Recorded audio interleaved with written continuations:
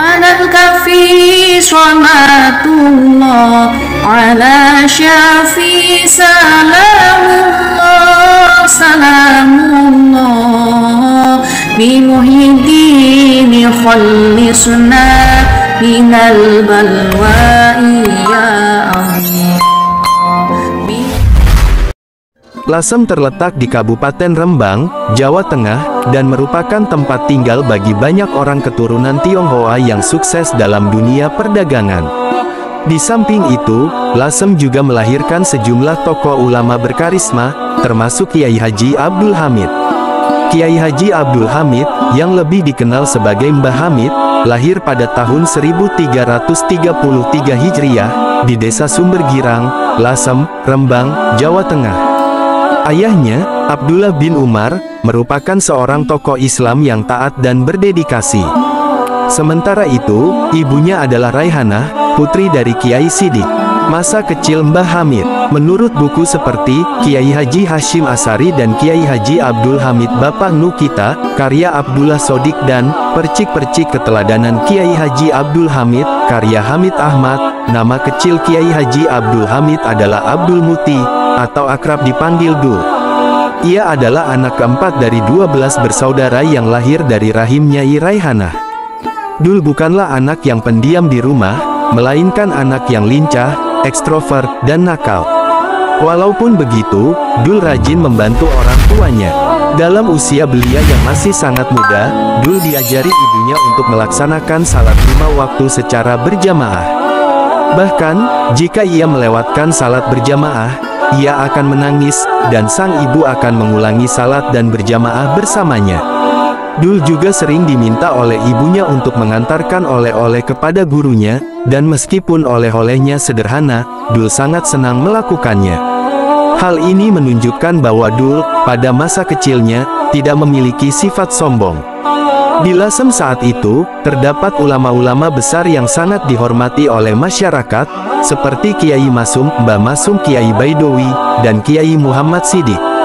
Masa pendidikan. Pada usia 7 tahun, Mukti mulai mendapatkan pendidikan agama dan pengajaran Al-Quran secara pribadi dari ayahnya. Saat berusia 7 tahun, dia telah menghafal Nadam Balagah Jawahir Al-Maknum. Ketika mencapai usia 9 tahun, Mukti mulai mempelajari tata bahasa Arab dan sastra Arab dengan menghafalkan kitab gramatika Alfiyah Ibnu Malik, dan semua ini dilakukan dengan bimbingan langsung dari ayahnya. Kedua orang tuanya yang taat beragama sangat berharap agar Mukti tumbuh menjadi individu yang berbudi luhur di masa depan. Pada usia 12 tahun, sekitar tahun-tahun 1926 sampai tahun 1927, Mukti dikirim untuk belajar di pesantren Kasingan Rembang. Pesantren ini dipimpin oleh Kiai Haji Kholil bin Harun, yang juga merupakan mertua dari Kiai Haji Bisri Mustafa. Selama di pesantren Kasingan, Mukti memfokuskan diri pada ilmu gramatika bahasa Arab dan sastra Arab, seperti ilmu nahwu, sorof, balagah, dan arut selama sekitar 1,5 tahun. Ketika berusia 13 tahun, ia diperintahkan oleh ayahnya untuk melayani dan belajar di bawah bimbingan kakeknya, yaitu Kiai Muhammad Sidik, Mbah Sidik di Jember, Jawa Timur. Dalam satu cerita, saat Mukti berada di rumah kakeknya, Mbah Sidik tiba-tiba Rasulullah Shallallahu Alaihi Wasallam datang dan menanyakan tentang identitas Mukti. Mbah Sidik menjawab, "Ini adalah cucu saya." Kira-kira 2 tahun berikutnya, Rasulullah Shallallahu Alaihi Wasallam kembali datang dan memberi pesan kepada Mbah Sidik untuk membawa cucunya yang bernama Abdul Hamid pergi haji. Pada saat itu, Abdul Hamid berusia 15 tahun, dan dia diajak oleh Mbah Sidik untuk menjalankan ibadah haji. Konon, saat mereka ziarah ke makam Rasulullah SAW di Makkah, mereka bertemu dengan Rasulullah SAW dan berjabat tangan dengannya. Mereka juga mencium tangan Rasulullah SAW, bukan dalam mimpi. Setelah kembali dari ibadah haji, Kiai Hamid melanjutkan pendidikannya di pondok pesantren Tremas yang didirikan oleh Kiai Manan. Pada saat itu, pesantren Tremas dipimpin oleh Kiai Dimyati bin Abdullah bin Manan. Awalnya, Ketika berada di Pondok Remas, Kiai Hamid hidup dalam keterbatasan ekonomi sehingga kiriman dari ayahnya hanya cukup untuk membeli nasi tiwul. Lokasi warung langganannya juga terletak jauh dari pondok. Meskipun begitu, setiap harinya ia berjalan kaki dengan mengenakan celana panjang dan sepatu seperti orang yang menuju kantor. Sepatu yang digunakan selalu disemir bersih. Setelah 5 tahun berada di sana, ia diangkat menjadi kepala pondok. Saat itu, ia bersama-sama dengan Kiai Abdul Ghafur Pasuruan, Kiai Harun Banyuwangi, dan Kiai Masduki Lasem memimpin pondok tersebut. Selain menjadi kepala pondok, Kiai Hamid Muda juga menjadi pengajar ilmu fikih, hadits, tafsir, dan lain-lain. Dengan demikian, ia mulai mendapatkan penghasilan sendiri dan tidak lagi bergantung pada kiriman dari orang tuanya, setidaknya ia tidak perlu lagi makan nasi tiwul. Tentang perubahan nama Abdul Mukti menjadi Abdul Hamid, ada 2 versi yang berbeda. Menurut buku karya Hamid Ahmad, ia mengatakan, banyak orang memanggilku Haji Hamid atau Kiai Hamid, dan karena orang-orang keliru, lebih baik aku yang mengalah dan mengubah namaku menjadi Hamid. Namun, tidak jelas kapan perubahan nama itu terjadi, kata Kiai Hamid saat diwawancara oleh Kiai Haji Zaki Ubaid. Sementara itu, menurut buku karya Abdullah Sodik, perubahan nama tersebut terjadi ketika ia mondok di Kasingan Rembang, pada usia sekitar 12-13 tahun. Pernikahan Kiai Hamid. Kiai Hamid menikah pada usia 22 tahun dengan sepupunya sendiri, yaitu Nyai Hajah Nafisah bin Kiai Haji Ahmad Kusyairi bin Kiai Haji Muhammad Sidik. Pernikahan mereka dilangsungkan pada hari Kamis, tanggal 12 September tahun 1940 Masehi. Undangan akad nikah menyebutkan bahwa acara tersebut diadakan di Masjid Jami Pasuruan pukul 13 WIB, dan dilanjutkan dengan walimah pukul 14 waktu Indonesia Barat. Namun, rencana tersebut tidak berjalan sesuai karena mempelai pria datang terlambat. Walimah akhirnya dimulai meskipun tanpa kehadiran mempelai pria. Baru pada pukul 17 waktu Indonesia Barat, rombongan yang ditunggu datang. Akibatnya, sebagian tamu sudah pulang dan akad nikah hanya disaksikan oleh beberapa anggota keluarga. Ketika ditanya oleh Kiai Haji Ahmad Kusyairi mengapa dia datang terlambat, Mbah Masum selaku pemimpin rombongan dari Lasem menjawab, saya mengajak mampir-mampir ziarah ke makam Sunan Ampel, Sunan Bonang, dan Sunan Derajat. Kiai Haji Ahmad Kusyairi kemudian bertanya, kau mengajak pengantin untuk ziarah? Dari pernikahan ini, mereka memiliki 5 orang anak, yaitu Muhammad Nu'man, Muhammad Nasih, Muhammad Idris, Anas, dan Zainab. 2 di antaranya meninggal saat mereka masih kecil. Kiai Hamid mengalami masa awal kehidupan keluarganya yang penuh tantangan. Selama beberapa tahun, ia tinggal bersama mertuanya di rumah yang jauh dari kemewahan. Untuk mencukupi kebutuhan keluarganya, setiap hari ia mengayuh sepeda sejauh 30 km pulang pergi, menjalani pekerjaan sebagai seorang belantik sepeda. Pasar sepeda pada waktu itu berada di Desa Porong, Pasuruan, sekitar 30 km ke arah barat kota Pasuruan, seperti yang diungkapkan oleh Kiai Idris. Meskipun menghadapi beratnya kondisi tersebut, Kiai Hamid tidak pernah mengeluh, bahkan ia berhasil menjaga agar tak seorang pun mengetahui kesulitannya tersebut. Ia memiliki pandangan bahwa orang tua akan naik derajatnya ketika menghadapi cobaan dari anak atau keluarga. Kiai Hamid juga dikenal dengan kesabaran yang luar biasa dalam mendidik anak-anaknya. Menurut Kiai Idris, anak-anaknya tidak pernah mendapat marah atau bahkan pukulan dari ayah mereka. Kiai Hamid lebih banyak memberikan pendidikan melalui contoh dan keteladanan. Meskipun jarang memberikan nasihat, ia sangat tegas dalam hal-hal yang bersifat prinsip, seperti kewajiban salat. Beberapa bulan setelah menikah, Kiai Hamid diperintahkan oleh Kiai Haji Ahmad Kusyairi untuk menggantikannya sebagai pengasuh pondok pesantren Salafiyah. Sementara Kiai Haji Ahmad Kusyairi pindah ke Glenmore, Banyuwangi, untuk mengajar dan mendirikan pesantrennya sendiri. Kiai Hamid adalah sosok yang tekun dalam mengejar ilmu. Ia sering membeli buku untuk mempelajarinya secara mandiri. Bahkan setelah ia menikah dan memiliki keluarga di Pasuruan, ia tetap melanjutkan pendidikan agamanya dengan belajar kepada Habib Ja'far bin Shihan Assegaf, seorang ulama yang terkenal sebagai wali Allah. Ada beberapa riwayat yang menyebutkan bahwa selama berada di Pasuruan, Kiai Hamid memiliki rutinitas menghadiri pertemuan pengajian dengan metode muzakarah yang diadakan oleh Habib Ja'far bin Shihan. Pengajian ini berlangsung setiap sore dari pukul 16.30 hingga pukul 19.30 waktu Indonesia Barat. Dalam pengajian tersebut, para ulama khususnya membahas ilmu agama, dan mereka menggunakan kitab Ihya Ulumuddin, karya Imam Ghazali. Kiai Hamid sering ditunjuk oleh Habib Jafar sebagai juru bicara untuk menyampaikan kesimpulan aplikasi masalah dari beberapa poin pembahasan. Berkat interaksi dengan para ulama, terutama Habib Jafar, karomah atau kedermawanan spiritual Kiai Hamid semakin terlihat, meskipun sebelumnya sudah ada sejak sebelum bertemu dengan Habib Jafar. Dalam artikel NU Online Jatim, mengenal lebih dekat sosok Mbah Hamid Pasuruan, diungkapkan bahwa Kiai Haji Abdul Hamid melakukan perjalanan ke Baghdad setiap tahun. Kisah ini pertama kali dibagikan oleh Kiai Masyudi dari Sanan Kulon, Blitar, sekitar tahun 2007 hingga 2008, sebelum wafat.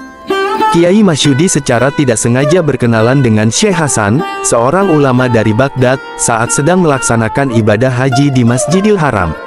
Keduanya memiliki pengetahuan agama yang dalam dan lancar berbicara dalam bahasa Arab, sehingga mereka berkenalan dan berdiskusi hangat tentang berbagai hal terkait agama.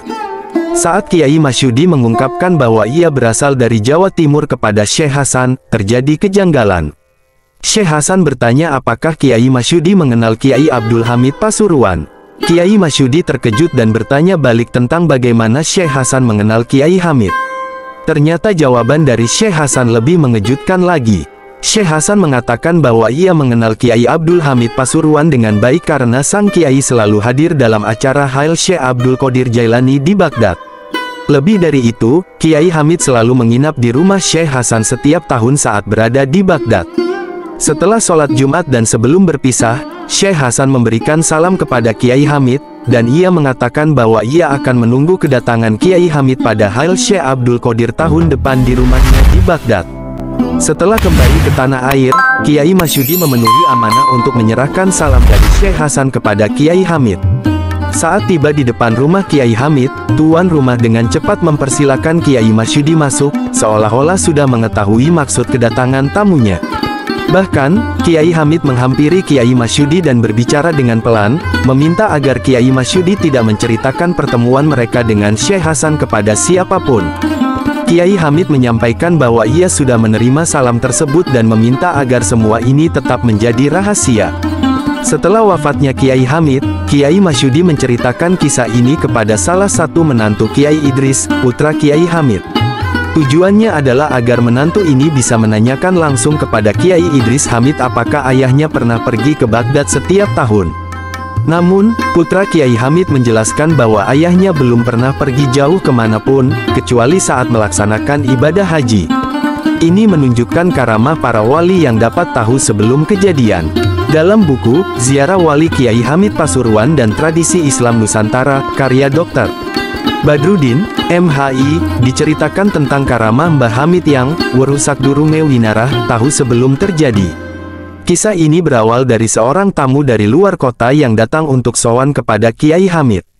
Seperti kebanyakan tamu, ia ingin memberikan uang kepada Kiai Hamid sebagai tanda penghormatan, dalam hal ini disebut salam templek. Tamu tersebut memiliki selembar uang Rp10.000 yang ingin diberikan kepada Kiai Hamid, dengan sisanya digunakan untuk ongkos pulang ke daerahnya.